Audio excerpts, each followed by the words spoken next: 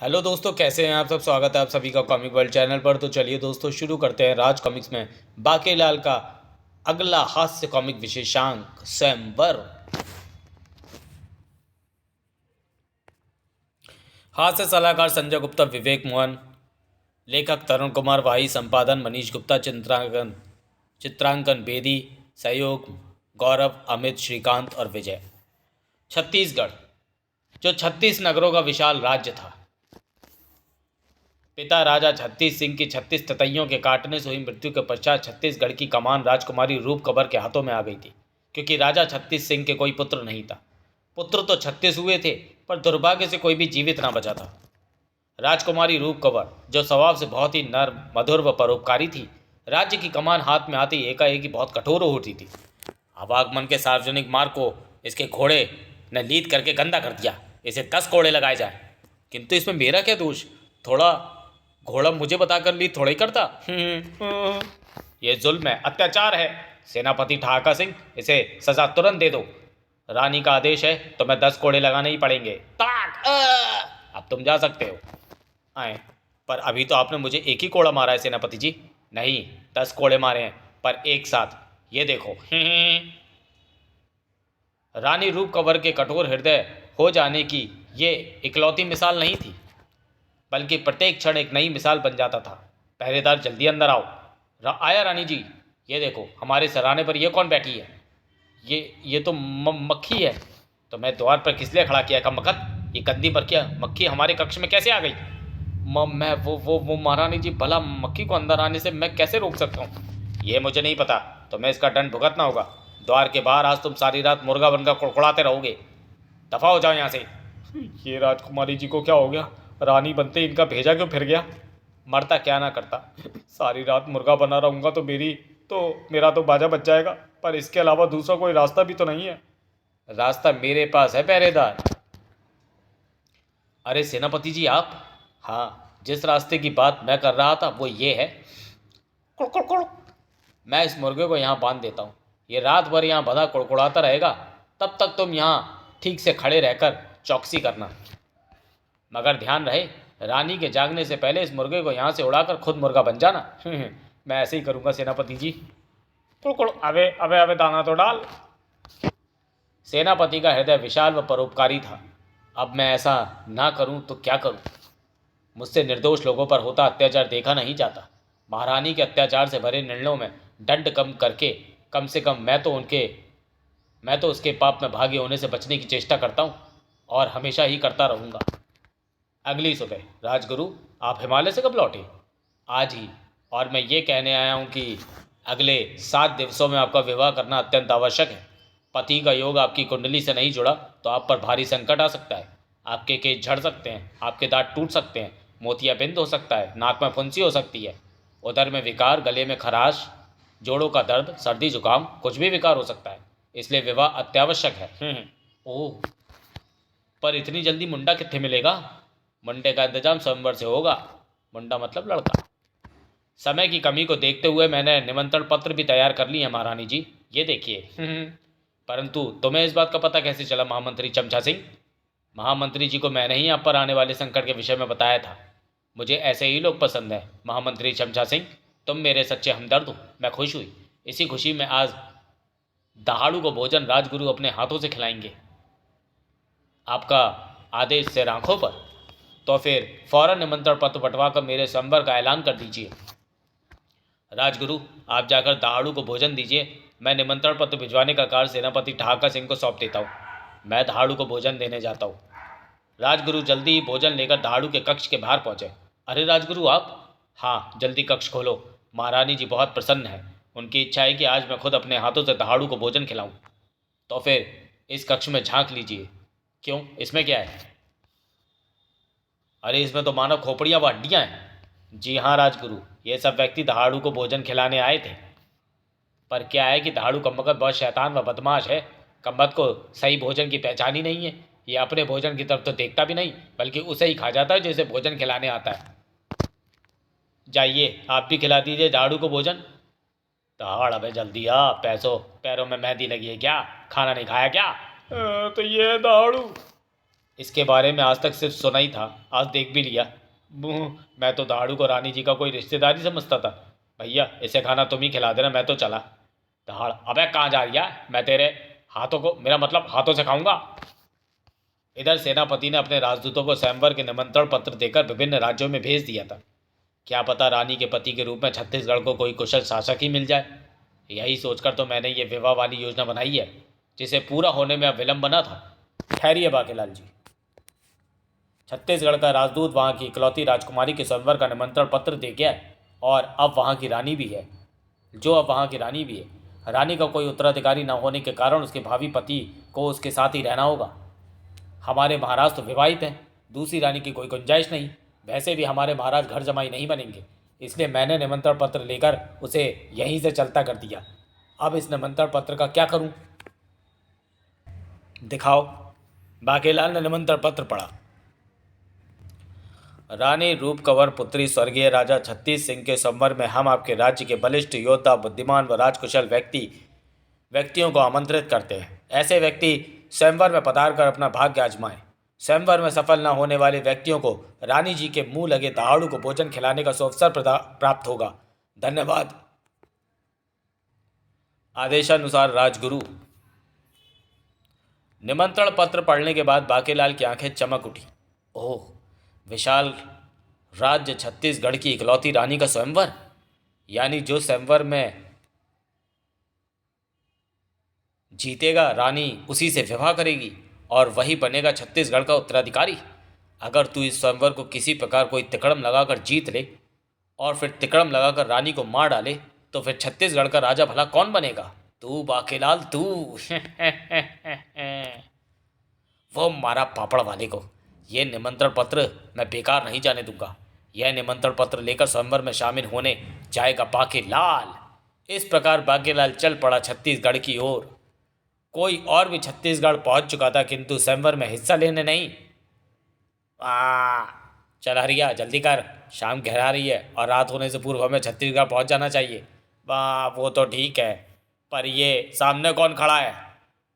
कौन है भाई? रास्ते से हट जाओ। और उसकी सूरत देखते ही भीमा किसान की घिग्गी बन गई। सामने से तो मैं हट जाऊंगी, पर दांत लेकर। मुझे कहते हैं डायन रानी। अब छत्तीसगढ़ ही मेरा घर है और मेरा उद्देश्य है 36 दांतों वाला जोड़ा प्राप्त करना। जब तक वो मुझे नहीं मिल जाता तब तक मैं सबके दांत तोड़ती रहूंगी। भागो, वरना दांत तो गए, जान भी जाएगी। रात्रि का समय मेरे शिकार का समय है। छत्तीसगढ़ वासियों के दांत मैं रात में ही तोड़ कर गिनूंगी। ओ, 2 शिकार और आ गए। मुझे देखकर मुंह भाड़ से खुल जाते हैं और मेरा कार और आसान हो जाता है। तूने मुंह क्यों बंद कर रखा है? खोल मुंह। डायन रानी तेरे भी दांत गिनेगी। दांत ले लो, तो पोपला है। डायन रानी का क्रोध 7वें आसमान पर जा पहुंचा। तेरे दांत नहीं तो क्या हुआ, हाथ तो है। तेरी आते ही सही। नहीं, बचाओ। तभी हवा में सनसनाई व चाबुक। डायन रानी के शस्त्र ढीठ को पकड़ने की जरूरत किसने की? ये कोशिश की नहीं गई थी, बल्कि बाकेलाल से अनजाने में हो गई थी। अरे बाप रे, मैंने तो घोड़े को मारने के लिए चाबुक चलाया था, जो इस डायन के शस्त्र ढीठ से जा लिपटा। उड़की ओए पापे। ओ, तो तू है वो।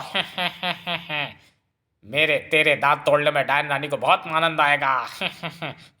बेटा बाके, रानी रूप कुंवर तो विवाह से पहले ही हो गई विधवा।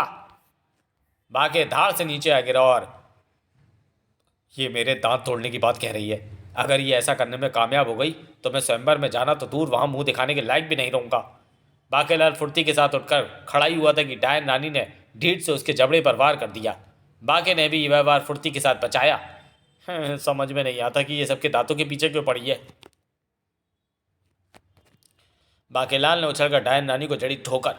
मेरे दांत बाकेलाल, तेरे दांत बाकेलाल तोड़ेगा डायन रानी था। तभी वाह, यही अवसर है, इस बार मैं ऐसा नहीं छोड़ूंगी। तब तक घोड़ा जवान अपने काम के लिए पूरा तैयार हो चुका था और वाह, 24 घंटों में एक बार किसी को दौलत्ती मारना मेरी मजबूरी है। तब तक बाकेलाल ने अपनी नीचे गिरी पड़ी चाबुक उठाई और अब मैं तुझे उठने नहीं दूंगा डायन रानी। सटाक। और जब तक तू अपनी टांगे चाबुक से आज़ाद करेगी तब तक मैं यहाँ से तुड़के हो लूँगा। जवान भाग और तेज। वाह, दुलत्ती चढ़कर जिंदगी का पूरा मजा आ जाता है। पता नहीं कल किसकी बारी होगी। डायन रानी अपनी टांगों को चाबुक से आजाद करने लगी। तुझे देख लूंगी बच्चू बाकेलाल, और तुझे भी बाकेलाल के घोड़े। यह चाबुक तेरी याद के लिए मैं अपने पास ही रखूंगी। यह मुझे हर वक्त तेरे दांत तोड़ने की याद कराता रहेगा। पर अब भोर होने वाली है, अब मुझे फौरन यहाँ से जाना होगा, क्योंकि दिन में मेरी शक्ति कम हो जाती है। उसी प्रातः स्वयंवर में हिस्सा लेने आने वालों की भीड़ महल के बाहर लग चुकी थी। मैं डूंगरपुर के राजा का बेटा राजकुमार डंगर हूँ। मैं रानी जी के निमंत्रण पर स्वयंवर में हिस्सा लेने आया हूँ। मेरे ठहरने की व्यवस्था कहाँ की है? ये गधा तुम्हें वहीं ले जाएगा, जल्दी बैठो। आए गधा, तो क्या मैं गधे पर बैठकर अंदर जाऊंगा? हाँ, रानी जी का सख्त आदेश है कि कोई भी मेहमान पैदल अतिथि कक्ष तक ना जाए। मैं तुम अबे नखरे क्या दिखा रहा है? तेरे से तो ज़्यादा समझदार हूँ, जल्दी बैठ। वाह, बड़ा मज़ा आ रहा है, किंतु महारानी जी आपने ऐसी व्यवस्था क्यों की? तुम नहीं समझोगे महामंत्री। दरअसल मैं स्वयंवर में उन्हीं लोगों को हिस्सा लेने की इजाज़त देना चाहती हूँ जो मेरा प्रत्येक आदेश आंखें बंद करके स्वीकार कर सके। जो व्यक्ति गधे पर बैठकर अंदर जाना स्वीकार कर लेगा, तो जरा सोचो कि जब वो मेरा पति बनेगा तो मेरा गधा बनकर रहेगा या नहीं। बाकेलाल स्वयंवर के लिए आने वाला आखिरी अतिथि था। श्रीमान बाकेलाल जी, आपका छत्तीसगढ़ में स्वागत है। कृपया गधर्व राज पर सवार हो जाए, यह आपको अतिथिशाला में पहुंचा देगा। गधा? बाकेलाल का मस्तिष्क जल्दी जल्दी कुछ सोचने लगा। बेटा बाकेला, इन्होंने तुझे बिल्कुल ही गधा समझ लिया है, किंतु अगर तू इस गधे पर बैठकर अंदर नहीं गया तो हो सकता है कि तुझे स्वयंवर के लिए अयोग्य घोषित कर दिया जाए और तेरी भविष्य की सारी योजना धरी की धरी रह जाए। कुछ ऐसी तिकड़म भिड़ानी होगी तुझे कि गधे पर भी ना बैठना पड़े और उसकी रस्म भी ना टूटे। तभी वहां पहुंचा सेनापति ठहाका सिंह। क्या बात है अतिथि, किस सोच विचार? मैं डूबे हूँ, मैं इस राज्य का सेनापति हूँ। मेरा नाम ठहाका सिंह है, मुझे बताओ। ओह सेनापति जी, अच्छा हुआ जो आप आ गए, वरना मैं यही सोच रहा था कि कैसे बताऊं। बाकेलाल सेनापति के कान में फुसफुसाया। ओह ये बात। सैनिकों, बाकेलाल जी को दाएं बाएं से उठाकर अतिथि शाला ले जाओ। वाह, बन गया काम। रानी रूप कंवर ये देखकर क्रोधित हो उठी। अरे ये क्या, इसे सैनिक उठाकर क्यों ले जा रहे हैं? महामंत्री, जल्दी से सेनापति को यहाँ बुलाएं। ये सब उसके कहने पर हुआ है। अभी जाता हूँ महारानी जी, जल्दी ही। सेनापति, तुमने हमारे नियम को भंग क्यों किया? मैंने कोई नियम भंग नहीं किया महारानी जी।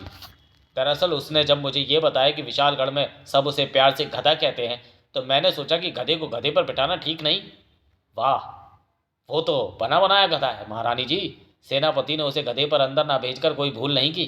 ओ ठीक है, जाओ, पर अब स्वयंवर में कोई गड़बड़ नहीं होनी चाहिए। अगले दिन स्वयंवर में आए सभी प्रतियोगी अतिथियों का स्वागत है। आप सबको एक एक करके 4 प्रतियोगिताओं में हिस्सा लेना होगा। इन प्रतियोगिताओं में विजेता रहने वाले प्रतियोगी को ही श्रेष्ठ माना जाएगा।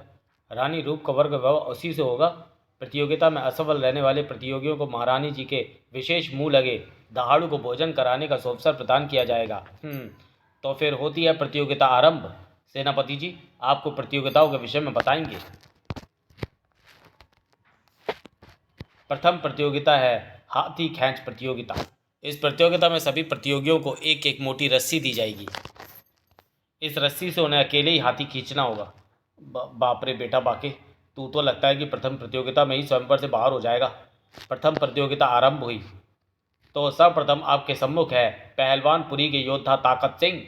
अबे खींच खींच खींच कर रहूंगा। अबे झा, ये बेमानी है। हाथी मुझे खींचना था, हाथी ने मुझे क्यों खींचा? हाथी के पाँव में दूसरी रस्सी बांध दी गई। अब आ रहे हैं संसार के सबसे भारी भरकम शरीर के स्वामी पर्वत सिंह। कहते हैं इनमें 10 हाथियों का बल है। अब ये खींचेंगे एक हाथी को। इसे तो मैं अपनी उंगली से ही खींच दूंगा। पर्वत सिंह अपनी एक उंगली से हाथी को खींचेंगे। तेरे जैसे 10 मिलकर मुझे नहीं खींच पाएंगे। ओह, लगता है हाथी की ताकत लगानी ही पड़ेगी। पर्वत सिंह अब एक हाथ की ताकत लगाकर हाथी को खींचेंगे। ओह, ये तो हाथ की पूरी ताकत लगने से भी नहीं खींच रहा। लगता है दोनों हाथ लगाने पड़ेंगे। सोच पाके सोच, वरना सारी योजना धरी की धरी रह जाएगी। पर्वत सिंह अब दोनों हाथों की ताकत लगाकर हाथी को खींचेंगे। सूझ गई तरकीब। लघु शंका का बहाना बनाकर मुझे थोड़ी देर के लिए यहाँ से जाना होगा। और ये क्या, ये तो हाथी ही पर्वत सिंह को खींचने लगा। कभी उंगली से खींच रहा है, कभी एक हाथ से, कभी दोनों हाथों से। अबे दूसरों को भी सामने आने देगा या नहीं? लानत है मेरी ताकत पर। जबकि बाकेलाल सेनापति से आज्ञा लेकर वहां से भागा। जल्दी कर बेटा बाकेलाल, सभी प्रतियोगियों के धराशायी होने से पहले ही तुझे वो काम करके पूरा वापस लौटना है। रानी रूप कंवर अपने विशेष कक्ष से इस प्रतियोगिता को देख रही थी। इस हाथी को तो कोई खींच ही नहीं पा रहा महामंत्री, कहीं मैं कुंवारी ना रह जाऊं। आप फिक्र ना करें रानी जी, फिर मैं तो हूं, मैं आज्ञाकारी भी हूं। सबसे अंत में अब आखिरी प्रतियोगी है बाकेलाल। ओहो हो, ये बाकेलाल सीकड़ी बड़ा हाथी को क्या खींचेगा? ये तो ठीक से वो रस्सी भी नहीं उठा पा रहा जो हाथी की टांग में बांधने के लिए इसे मिली है। पर यह आखिरी प्रतियोगी है महामंत्री। और मेरा क्यों? बाकेलाल ने रस्सी उठाई। ओहो, ये तो मेरी सूंड भी नहीं खींच पाएगा। रस्सी का एक सिरा हाथी के पाँव में बांध दो। रस्सी का एक सिरा हाथी के पाँव से बांध दिया गया और फिर जब बाकेलाल ने हाथी को खींचना आरंभ किया, अरे ये क्या, बाकेलाल जी हाथी को खींचने में सफल हो रहे हैं। बाकेलाल जी ने हाथी को खींचकर यह प्रतियोगिता जीत ली है। वाह, मज़ा आ गया, वाह मुझे भी मज़ा आ गया। बाकेलाल ला जल्दी दे। रानी रूप कंवर भी प्रसन्न हो उठी। वाह, सुकड़ी सा दिखने वाला यह बाकेलाल तो कमाल का बलशाली निकला महामंत्री। इसने तो हाथी को कुछ ही पलों में खींच दिया। चलो मैं कुंवारी रहने से बच गई। हाँ, पर मेरा पत्ता कट गया। खुड़ मेरा क्यों, बादशाह हो। बाकेलाल, ये प्रतियोगिता तो तुमने जीत ली है। अब तो बता दो कि तुम किस चक्की का पिसा आटा खाते हो। यह आटे का नहीं, दिमाग का कमाल है। गन्ना हाथी का सबसे प्रिय आहार होता है। मैंने अपनी रस्सी पर गन्ने का रस लगा दिया था और जेबों में रख ली थी गन्ने की गंडेरियाँ, जिसकी गंध पाकर हाथी खुद ही मेरी तरफ खिसता चला आया। ये बात मेरे दिमाग में क्यों नहीं आई? सेनापति ने घोषणा की। दूसरी प्रतियोगिता कल होगी। अब मुझे कल होने वाली प्रतियोगिता की प्रतीक्षा रहेगी। लगता है यहाँ मेरा भाग मेरा साथ देगा। पर ऐसे बदनसीब लोग भी थे जिन लोगों का भाग उनका साथ नहीं दे रहा था। डायन रानी को चाहिए था, वो भी एक नहीं दो नहीं, पूरे 36। अब मैं खाऊंगा कैसे? राज्य में गंभीर समस्या सिर उठा रही थी। सेनापति जी, हम दत्त बोड़े हो गए। सेनापति जी, हमें डायन रानी से बचाइए। अगर उसने हमारी भी बत्तीसियाँ तोड़ डाली तो क्या होगा? आप लोग निश्चिंत होकर जाएं। मैं डायन रानी का पता लगाकर उसे मारने की पूरी चेष्टा करूंगा। कमाल है, आखिर इतने सारे जबड़ों का डायन रानी करेगी क्या? महारानी जी को इस बारे में फौरन सूचित करना होगा। फिर जब सेनापति ने रानी रूप कंवर को डायन रानी के विषय में बताया तो इसमें घबराने की क्या बात है सेनापति जी? ऐसा करके डायन रानी हमारा व राज्य का भला कर रही है, क्योंकि जब दांती नहीं होंगे तो लोग खाद्यान्न का उपयोग कम से कम करेंगे और हमारे राज्य को दूसरे राज्यों से खाद्यान्न खरीदने की भी ज़रूरत नहीं रहेगी। सेनापति को रानी से ऐसे ही जवाब क्यों उपेक्षा थी। ओह, लगता है मुझे ही कुछ करना होगा, अन्यथा बेचारी निर्दोष जनता पोपली हो जाएगी। अब तो ये संकट बढ़ भी सकता है, फिर पता नहीं रानी ऐसा कर क्यों रही है। किंतु सेनापति के कंधों पर अभी स्वयंवर को निपटाने की जिम्मेदारी भी थी। प्रतियोगिता के दूसरे दौर में आज दिमाग व बहादुरी की परीक्षा। यह प्रतियोगिता 2 चरणों में पूर्ण होगी। प्रथम चरण में सभी प्रतियोगियों को जिंदा शेर लाना होगा। वाह, यह तो बड़ी आसान प्रतियोगिता है, क्योंकि मैंने बड़े शेर मारे हैं। मेरा एक कक्ष तो सिंगों की खालों से भरा पड़ा है। अब आगे भी तो सुन लो। यह शेर ऐसा होना चाहिए जिसके आसपास जाने या छूने पर कोई भी भयभीत ना हो। सभी प्रतियोगी शेर ले आएंगे, तब होगा दूसरा चरण पूरा। आए, भला ये कैसे हो सकता है? शेर, यार किसने भी स्कैन करी है, बड़ी गंदी स्कैन करी है। किंतु प्रतियोगिता है तो ऐसा शेर लाना तो पड़ेगा ही। बाकीलाल जी, आप शेर लेने नहीं जाएंगे क्या? जाऊंगा, पर जंगल नहीं जाऊंगा। क्या मतलब? शेर तो जंगल में ही मिलता है। मतलब शाम को समझाऊंगा, जब सभी प्रतियोगियों के साथ मैं भी शेर ले आऊँगा। किंतु अभी तो मैं विश्राम करूँगा। कमाल है ये बाकेला, कक्ष में बैठकर शेर कैसे पकड़ेगा? खैर मुझे क्या, लगता है ये डर गया है। शेर का मामला है। रानी के चेहरे पर चिंता के भाव थे। महामंत्री, ये लोग ऐसा शेर ले तो आएंगे ना, वरना मैं कुंवारी रह जाऊंगी। अवश्य ले आएंगे महारानी जी, और अगर नहीं ला पाएंगे तो फिर मैं तो हुई। मुझसे जंगल के सारे शेर थर थर काँपते हैं। आपके कुंवारी रहने का कोई खतरा नहीं। उसी शाम को आरंभ हुआ प्रतियोगिता का दूसरा दौर। सबसे पहले शेर लेकर आ रहे हैं जंगबाज। वैसे मेरा पेट तो भरा हुआ था, पर इस पिंजरे में चूहा लटका देखकर मैंने सोचा कि चलो भोजन के बाद ये इलायची का स्वाद देगा, पर मुझे क्या पता था कि ये कमबख्त शिकारी की चाल है। लालच बुरी बला होती है। सैनिकों, पिंजरे का मुंह उत्तर दिशा में बैठे दर्शकों की तरफ कर दो। पिंजरे का मुंह उत्तर दिशा की ओर घुमा दिया गया। तब सेनापति ने आदेश दिया, सैनिक अब पिंजरे का दरवाज़ा खोल दो।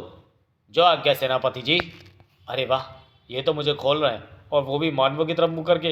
इसी बात पर एक जमकर दाड़ लगाता हूँ। दाड़, भागो भागो। दर्शकों को भागते देखकर, ठहरो सैनिकों, पिंजरे का दरवाज़ा बंद कर दो। बंद ही रहने दो। क्षमा करें श्रीमान जंगबाज, आपके शेर को देखकर लोग भयभीत होकर भाग गए। यानी कि मैं प्रतियोगिता हार गया। यह नज़ारा देखकर रानी के चेहरे की चिंताएं भी बढ़ गई। महामंत्री जी, भला ऐसा कौन सा शेर होगा जिसे देखकर कोई डरेगा नहीं? लगता है मैं कुंवारी ही रह जाऊंगी। और अप्पा था कि हो। महारानी जी, ऐसा शेर है, और वो शेर मैं हूँ। अब आपके सामने आ रही है जिगरपुरी के राजकुमार जिगर मुरादाबादी। अब आप मुँह तो खोल। मेरे शेर को देखकर कोई भी नहीं डरेगा, क्योंकि मुझे देखकर कोई भी शेर मेरा पालतू बन जाता है। पर तुमने शेर के मुंह पर पट्टी क्यों बांध रखी है? पिंजरे का दरवाज़ा खोलने से पहले इसके मुंह से पट्टी तो हटानी ही पड़ेगी। पर आसपास कोई गधा तो नहीं है? मेरा शेर गधे को देखकर गुस्से में आ जाता है। पट्टी हटाओ बे। राजकुमार जिगर मुरादाबादी को शेर के मुंह से पट्टी हटानी ही पड़ी। अब आप कहें तो मैं शेर को साथ लेकर पिंजरे से बाहर भी आ जाऊं? हाँ, मैं दरवाज़ा खोल देता हूँ। राजकुमार शेर के साथ बाहर आ गया। देखा सेनापति जी, इस शेर को देखकर कोई भी नहीं डर रहा। अबे, अब बाहर तो निकल, मुझसे इतना भी क्या डरना? आए, ये कैसा शेर है? तभी कहीं दूर से गूंज उठा वह स्वर, डाचू डाचू। नहीं, उस गधे को चुप कराओ। राजकुमार जिगर फुर्ती के साथ अपने शेर की तरफ झपटा। अब मुझे इसके मुंह पर पट्टी बांध देनी चाहिए, वरना सारा खेल खराब हो जाएगा।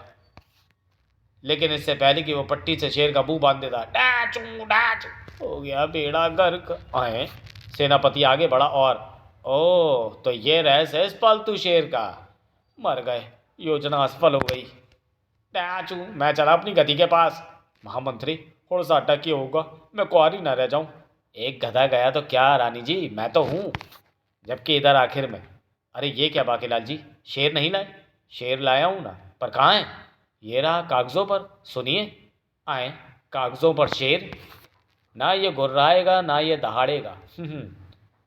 बेरी पर उगा बेर, मैं कागज़ों पर लाया हूँ शेर। इसके हाथों कोई नहीं मरेगा, ना कोई इसे देखकर डरेगा। इस पर वाह वाह करता जग सारा। बोलो सेनापति जी, मैं जीता या हारा? वाह वाह, वाह वाह। यह प्रतियोगिता भी बाकीलाल जीत गया। तो चलिए दोस्तों, वीडियो को यहीं समाप्त करते हैं और मिलते हैं स्वयंवर के दूसरे और अंतिम भाग में अगले वीडियो में। तब तक के लिए धन्यवाद।